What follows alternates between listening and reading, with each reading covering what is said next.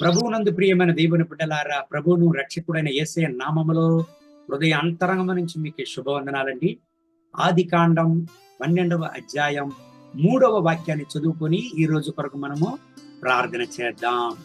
నిన్ను ఆశీర్వదించు వారిని ఆశీర్వదించదను, నిన్ను దూషించు వాని శపించదను. దేవుని బిడ్డలారా, అబ్రహామును దేవుడు పిలిచాడు. ఎందుకు? ఆయన వసిస్తున్నటువంటి యొక్క స్థలం నుంచి దేవుడు చూపించేటువంటి స్థలానికి వెళ్ళడానికి దేవుని యొక్క ఇన్స్ట్రక్షన్ అబ్రహాముకు వచ్చినది.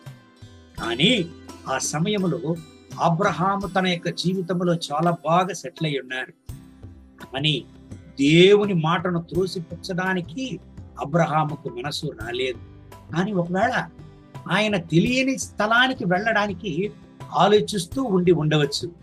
కానీ దేవుడు తన యొక్క కాపుదలను, ప్రొటెక్షన్ ను ఇక్కడ దృఢపరుస్తున్నాడు. చూడండి, నా బిడ్డ, నా దాసుడా అబ్రహాము, నువ్వు భయపడవద్దు. నిన్ను ఆశీర్వదించే వారిని నేను ఆశీర్వదించదను, నిన్ను దూషించు వాని శపించదనని దేవుడు ఇక్కడ వాగ్దానం చేస్తున్నాడు. అవును ప్రియమైన దేవుని బిడ్డలారా, దేవుని చేత ఎన్నుకొనబడిన దేవుని బిడ్డలకు పరలోకపు కాపుదలను, దేవుని యొక్క కాపుదలను దేవుడు ఉంచే దేవుడుగా ఉంటున్నాడు. దేవుని చేత పిలువబడిన దేవుని బిడ్డలను అనాథలుగా దేవుడు వదలడండి. దేవుని బిడ్డలారా, దేవుడు ఇక్కడ మాట్లాడుతున్నాడు. చూడండి, 2వ వాక్యాన్ని చదివినట్లయితే దేవుడు ఎంత దృఢంగా వాగ్దానం ఇస్తున్నాడు. చూడండి, అబ్రహాముకు నిన్ను గొప్ప జనముగా చేసి నిన్ను ఆశీర్వదించి నీ నామమును గొప్ప చేయుదును, నీవు ఆశీర్వాదముగా నందు. చూసినారా దేవుని బిడ్డలారా, దేవుని చేత పిలువబడిన దేవుని బిడ్డలను దేవుడు ఏనాటికి చేయవదలడండి. ఈ ఉదయకాల సమయంలో ఈ దేవుని వాగ్దానాన్ని వింటున్న దేవుని బిడ్డలారా, ఒకవేళ మీ హృదయంలో ఇన్సెక్యూర్ గా మీరు ఫీల్ అవుతున్నారా? నా జీవితంలో ఒక కాపుదల లేదే, నేను ఒంటరిగా ఉంటున్నానే, ఎందుకు నా జీవితం ఎలాగ ఉంటున్నది, ఇంకా నా యొక్క జీవితపు రోజుల్లో ఎలాగ నేను ప్రయాణించగలను, ఎలాగ నేను ముందుకు కొనసాగగలను అని ఒకవేళ ఆలోచిస్తూ బాధపడుతూ మీరు ఉంటున్నారా? ఈ ఉదయకాల సమయంలో ఈ దేవుని వాక్యము మిమ్మల్ని వెతికి వస్తున్నది. ప్రియమైన దేవుని బిడ్డలారా, మిమ్మల్ని ఆశీర్వదించే వారిని దేవుడు ఆశీర్వదించును, మిమ్మల్ని దూషించు వాని దేవుడు శపించును. దేవుని బిడ్డలారా, గమనించండి, నాకు తెలిసినటువంటి యొక్క యవ్వన దంపతులు ఆశీర్వాదమైనటువంటి ఒక పట్టణంలో ఒక ఇల్లు కొన్నారు.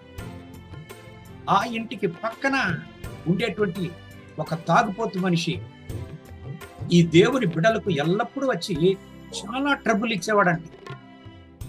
ఎల్లప్పుడూ దేవుని ప్రార్థన అంశాన్ని వాళ్ళు ఇచ్చేవాళ్ళు. మా కుటుంబం కొరకు ప్రార్థన చేయండి. మా టెనెంట్ నీళ్లు పట్టేటప్పుడు ఈ తాగుపోతు మనిషి గడచి వచ్చి ఏమేమో బూతులు మాట్లాడుతున్నాడు. ఒక ఇన్సెక్యూర్ గా మాకున్నది, దేవుడు మమ్మల్ని కాపాడాలి ఈ తాగుబోతు మనిషి నుంచి, మా కొరకు ప్రార్థన చేయండి అని చెప్పేవాళ్ళు. జరిగినదేమండి, ఆ ఏరియా నుంచి కొంతమంది టూర్ వెళ్ళారంట. ఈ తాగుపోతు మనిషి కూడా ఆ టూరు వెళ్ళిన గుంపులో వెళ్ళి ఉన్నాడు. అందరూ నీళ్ళలో దూకారు. ఇదే దానికి ఈ తాగుపోతు మనిషి దూకాడు వాళ్ళతో కూడా చేరి. అందరూ మెట్టకొచ్చినారు, కానీ ఈ తాగుపోతు మనిషి రాలే. దేవుని బిడ్డలారా, ఆ ఇంటోళ్ళు చెప్పారు, మా కన్నీటి కలతలు మారిపోయినది, మా కన్నీటి పరిస్థితులకు దేవుడు ఒక ఫుల్ స్టాప్ పెట్టాడని వాళ్ళు చెప్పారు. దేవుని బిడ్డలారా, దేవుని చేత ఎన్నుకొనబడిన దేవుని బిడ్డలను సాధారణంగా అంచనా వేయకూడదు.